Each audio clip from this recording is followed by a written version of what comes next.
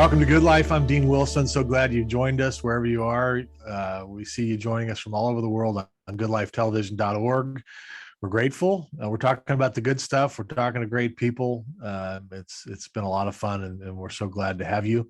You can also find at goodlifetelevision.org, we have the full form interviews as well as what we call power clips. We kind of break those interviews up into some of the great moments. So we hope you'll join us there. You can find us on all the social media platforms, and we're grateful. I'm really excited about my guest today. Linda Purl is with me. Linda, welcome. Thank you. Thanks for having me. Linda's an actress and singer and has a long and great, wonderful career. I told her before we came on, you're looking at like the biggest Happy Days / The Office fan that may exist. And my family's like obsessed with The Office. When I told them that, Pam's mom is coming on, they didn't believe me at first, but here she is.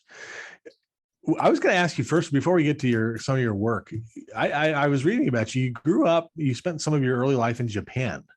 I did. How did that kind of affect your life? Oh, sure. Well, it's funny. A couple of days ago, I was at a kind of reunion with some childhood friends from Tokyo. And whenever we do gather, we all say how lucky we were. Our collective parents were in industry in Japan, and by collective, I mean folks really from all over the world. It was a big inhale for Japan at the time. This is the late 50s, early 60s. They were emerging from the scars of war and were looking profoundly to join the 20th century. And so there was a lot going on. It was a time of tremendous growth and curiosity and a very, very steep learning curve for everyone. So we grew up, my sister and I grew up in a very unusual sort of privileged bubble, I would say. It was global. There were 34 nationalities, I think, in the school I went to, very ecumenical. There was, Hindi and Jewish and Christian of every Christian denomination, and Buddhist, obviously. And so we all just were in there, Muslim, all together. And I think that was such a tremendous advantage for us as we now are living in a global reality in the 21st century. So wow. It was very influential in the way that all of our childhoods are. But that experience in Japan only existed then. Of course, it's moved on to other kinds of cultural influences and a different time. I went back there a few years ago and walked through my childhood neighborhood, which when I was growing up there, we were the only foreigners there. There was only Japanese spoken on the street. And now I went back and gosh, there were all kinds of languages. There were all kinds of foreigners and of course, Japanese, but I sort of felt like we were accidental pioneers just through the grace of our parents' careers, that we were there. We didn't know it. We were just living our life playing, hopscotch on the street as kids, but we were kind of very unofficial ambassadors of the West. And that imprint has just moved forward. So, I mean, in the way that all of us stand on our parents' shoulders, I felt like in some way, the generation now is standing on our experience. Wow. And you came back, you came back to a boarding school but you were acting early. I was.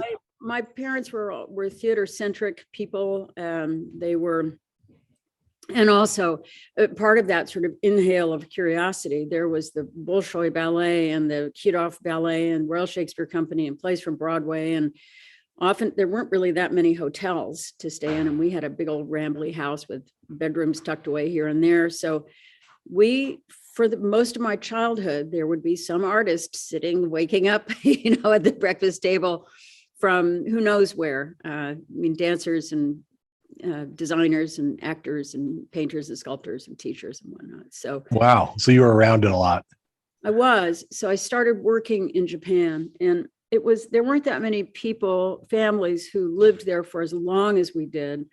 So I had continuity there for 15 years, and I spoke the language and was interested in the theater. So, and between that and the Japanese being interested in the West, if there was ever a role for a blonde person who spoke Japanese, I would get it. Not because I was any good, I was just the only one around. So that was my training, and I studied there at one of the dramatic academies, and so that was kind of how my entry point into the arts. You have, obviously you've done like hundreds of things, but I was going to ask you specifically about some of your work. You did a little Matlock with Andy Griffith. You worked with Ron Howard and Henry Winkler on Happy Days. Of course, my favorite, the great Steve Carell. Well, what can you tell us about Henry Winkler? What can you tell us about some of these kind of legendary guys that you worked with? One of my favorite things about Henry, who's now really a lifelong friend. I mean, I've known him since I was 18. That was a long time ago. Is that Henry is so grateful to his fans. He's never, ever, right from the get-go, never lost sight of the fact that it was the fans that put him where he was. So he's had a very robust dialogue with his fan base, and that's just out of sheer gratitude. And he's a hardworking guy. Actually, all of them. I mean, Steve Carell falls so much in that category. And when I went to work on The Office, it felt very similarly to the atmosphere of Happy Days. It was Happy Days. The comedy was very light touch. And so Gary Marshall, rest his soul, and Jerry Paris, our primary director, rest his soul too. They just knew that they had to create and nurture an atmosphere of silly and childlike qualities. So nobody brought their garbage to work. You cross the threshold of that soundstage 17, and that was it. It was just everything that needed to be left outside was, and so we just had delight, a delicious delight in each other. And it felt very much that same way when I joined the cast of The Office. I mean, I joined quite late, and it could have been at that point, they had ridden such a gorgeous wave of success. They kind of could have been jaded but it wasn't that way at all. They all turned up like it was the first day of school. And I mean, everybody joined in that, but like any organization, it starts at the top. So I have to credit Steve with that. He was very focused, very, very diligent, very, very present and caring about the work and everybody. So. And you at Happy Days, you started with the maybe season 2 or something. I think it was when you were, yeah, you played Gloria. Did you know at that point? I mean, was it big at that point? Was it unclear whether Happy Days was going to take off, or where was it when you first joined it? It was just kind of coming along. I mean, it had a nice first season, and it had been doing well, but the success was growing. It wasn't anywhere near the meteoric success one of the things that happened is that it was Ron Howard's show. It was meant to be Ron's, centering on him with all the ancillary characters. And that was lucky for me, because that's why they needed ancillary characters, particularly around Richie. But as the show started to develop, it was the Fonzie character most unexpectedly that took off. So, and Ron was at that point was starting to lean towards directing a little bit. So he was, gee, what a shame that didn't work out for him at all. But, so anyway, the supporting characters around Richie just weren't needed anymore, because they were putting so much of the focus onto Henry or onto Fonzie. So that was I was out of it. And then you became Fonzie's girlfriend. When they this is however many years later, and there was a casting notice that came out, and that was drawn to my attention because it said they were looking for a fiance for Fonzie. They were looking for a Linda Purl type. So I said, Oh, really? agent, well, see if you can get me in the door for that. And I auditioned along with 500 other women. And anyway, I was lucky to get it, but that would have been pretty depressing if I hadn't. Right. It meant that Gary had to be okay with me coming back now, albeit years later, as a totally different character. Right. Right. Yeah, I didn't put that together for a little while, but then I finally figured it out. And was The Office as fun as it looked? I mean, you mentioned that the culture was a lot like Happy Days, but tell us about a little bit behind the scenes at The Office. Well, there was a lot that was unusual about it to me. For one thing, I had anticipated that there would be a lot of improvisation, which is terrifying. There's some actors that like that. I don't. I'm allergic to it. It's just like scary. So, but in fact, that was not the case. Although it looks like that, it looks very loose, but no, they were very, very strict by choice to stick to the lines. And what was very improvisational was that usually when you're shooting, I mean, you're sitting there in front of a camera, you have a set place and you have set moves and you have marks on the floor that you hit so that the camera can move and everybody can stay in focus. It was not that way at all on The Office. There was always another character in the scene, unseen, that was the cameraman. He was strapped with a camera on him. So he would move. We never had marks on the floor. It was a dance. And this camera operator at that point, he'd been doing the show for so long, they sort of knew each other's moves, but he would, in essence, breathe with the cast members and just intuit who was going to have a look next or who would be next. So he was moving and you had to adjust your body position for him so that he could get in there and get the close up on somebody or get the earlobe of somebody else or the smarty pants remark into the lens. So that was fun. It was very physically, it was very fluid, which is not a way I had ever even known could be done. So it was a fun set. Most of the cast members were terrific musicians and they bring their fiddle and their banjo and their what's that thing called? Anyway, I forgot now. This is what happens. So there'd be great jam sessions during lunch, and there was a sense of playfulness that I think, then translated to the screen. Do you have? I mean, you must have. Looking at your credits and kind of everything you've done. I mean, you must have lots of long-term friendships from all these different places. I mean, all these different shows. I do. It's one of my most favorite things about this industry. We work, for instance, with this show. Well, this is on the one I'm working on now in Santa Barbara at the Ensemble Studio Theater. My director, this is my 6th time to do a play with her. I just love her. She's chosen family. My co-star in this, David Engel, has long been a friend. I'm basically a David Engel groupie. So finally I get a chance to work with him. But it's odd because you work together very, very closely for an intense period of time. And it's almost like a quantum thing. The kinds of friendships that you develop working on a play or even a movie for a month bear little relationship to how much physical time we've had together. I mean, when you work,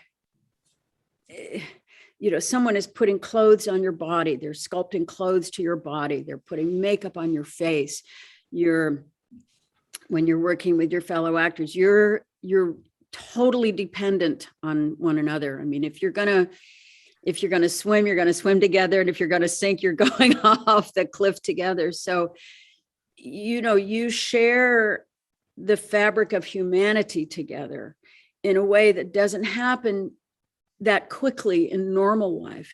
And so those ties are very, very, very powerful and long lasting.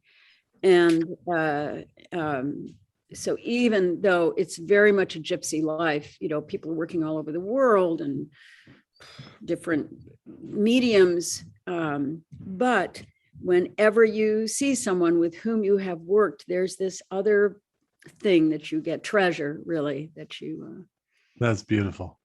Well, we're going to bring in, we're going to take a quick break, and we're going to bring in Jenny Sullivan, the director, and David Engel, the producer of Tenderly, the Rosemary Clooney musical. Co-star. Pardon me, yeah, co-star. Sorry, Not yes, produced and hasn't produced, but he's the yes, got it. Yeah, co-star. Yeah, I'm really excited to talk about the Rosemary Clooney musical. So Linda will be with us. We'll be right back. Stay with us. David Engel and Jenny Sullivan will join us in a moment. Thank you so much.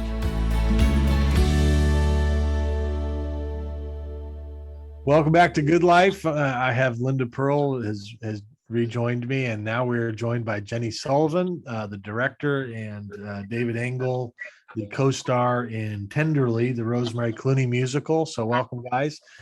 Quickly, David is a Broadway singer, actor, dancer, 6-time winner of the Ovation Awards in Los Angeles, given by the Los Angeles Stage Alliance. Jenny has a distinguished career as a film and television actress as well. And they're now all here in Santa Barbara, California, where I'm sitting. And they are about to bring us this new musical, October 7 to 24, 2021 at the Ensemble Theater. So maybe I'll start with you, David. Coming from kind of your background, what kind of drew you to this project? Actually, they just called me because I was referred. But what interests me is I love Rosemary Clooney. I mean, who doesn't? She's an American treasure. And but what is exciting about this for me? So Linda is Rosemary. I play everybody else in her life. So I play actually 13 other characters. So I've done other shows where I play multiple characters, and it's really a lot of fun and very challenging.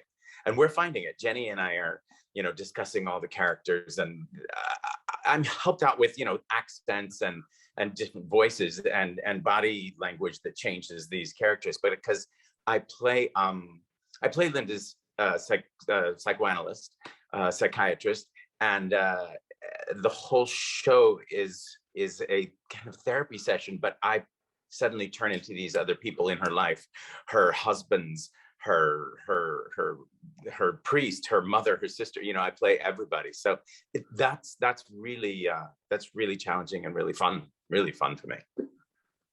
And Jenny, what excites you about this whole thing? Well, I think it's a story that a lot of people don't know. Rosemary, they have an idea of Rosemary Clooney, and this is a much deeper look into what made her the woman that she became by the end of this play. And it'll be very surprising, I think, for people. The music is fantastic, and the story is really rich and deep.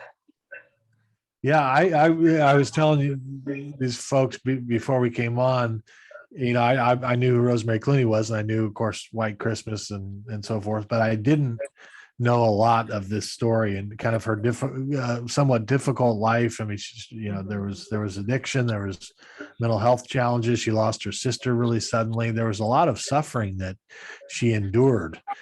And Linda, tell us a little bit about your thoughts going into this, and in terms of your playing Rosemary. What excites you about this? Well, pretty much everything. David and I both, and I think Jenny too, had the privilege of knowing Rosemary.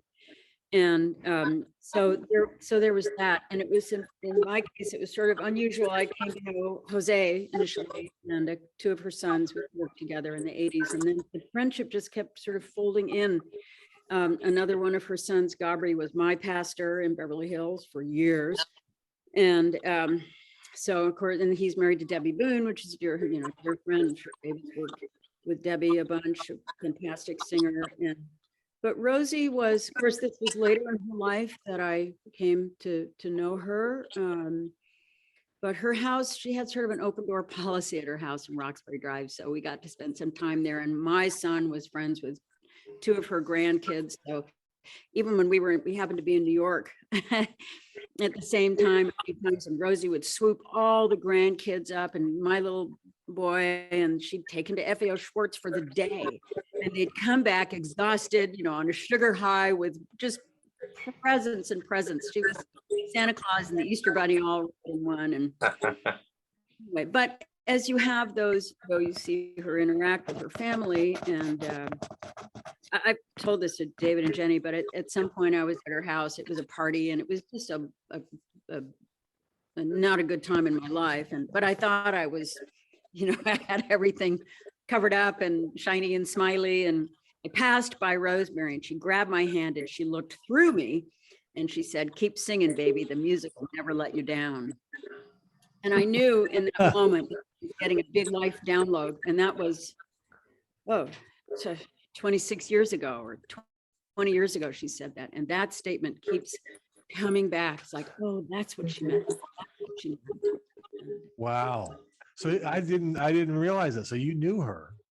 I mean, I did, but that was Rosemary's life. She had a big embrace of people and friends and family. And so, yeah, I was like David, very lucky to know her.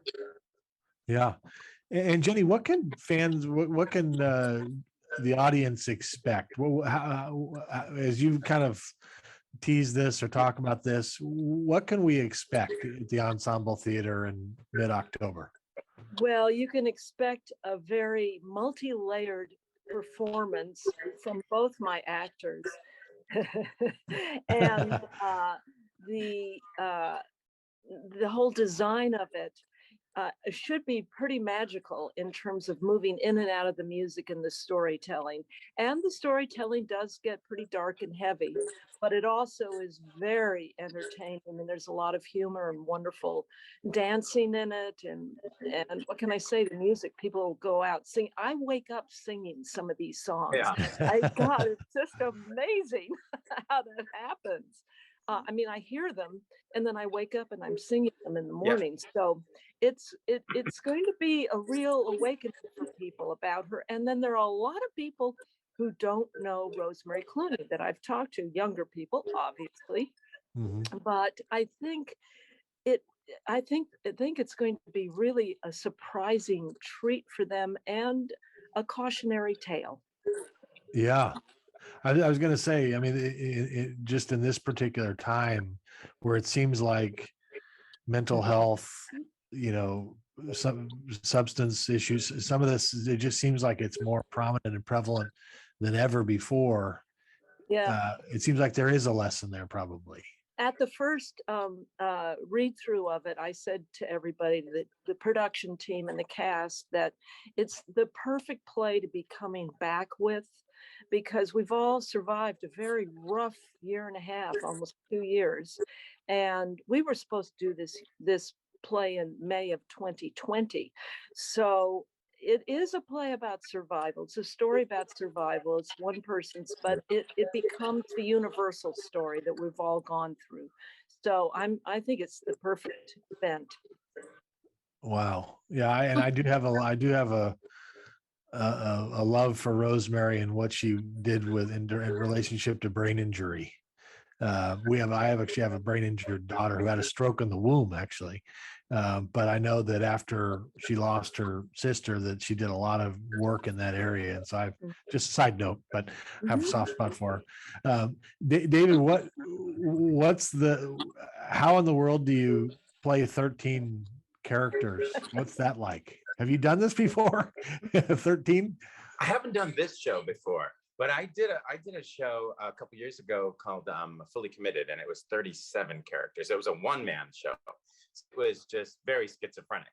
And with that, and same with this, it's not the memorization. We have the time, and I am learning it all. It's just remembering, who am I now? And then once I get into it, I mean, yesterday I had to play this announcer guy, and I'm like, oh my gosh, I'm doing him I'm thinking, I had him as a different person doing, oh my gosh. So it's just trying to get him straight. I was doing the wrong accent with the wrong person. And I go, oh my gosh, I'm doing Bing Crosby now, not him. And so it's a little schizophrenic, but it's fun, and it's actually pretty funny. But by the time we get there, I'll have it. But I enjoy the challenge. I just want to see you do the George Clooney part. George isn't in this.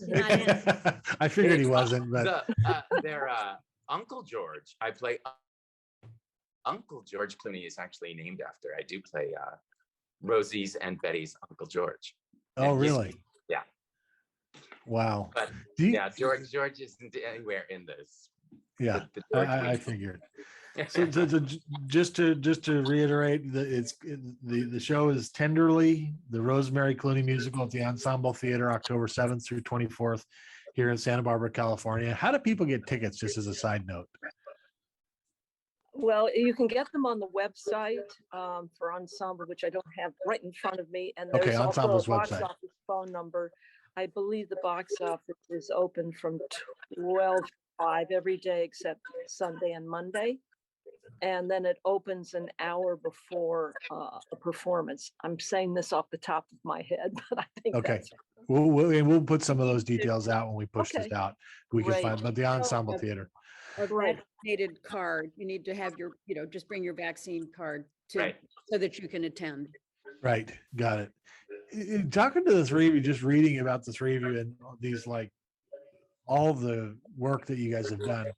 I'm totally not in this world that you're in, but I'm so curious about it. When you look for an actor, for a director, for whatever, is the favorite project always the one you're working on? I mean, It better be. Yep. I mean, is that kind of how it works? Because I mean, I know you have a lot to look back on, but Yeah, the favorite you one's always. you have to focus on the work that you're on. I actually, this is my second show back. I was lucky enough to just close a production of Newsies back east in New York, and I was playing the villain in that. But I let Jenny know. I said I have to focus on this. As soon as I get it open, I can then focus on the next. But once you're in it, yeah, you're 100% in it.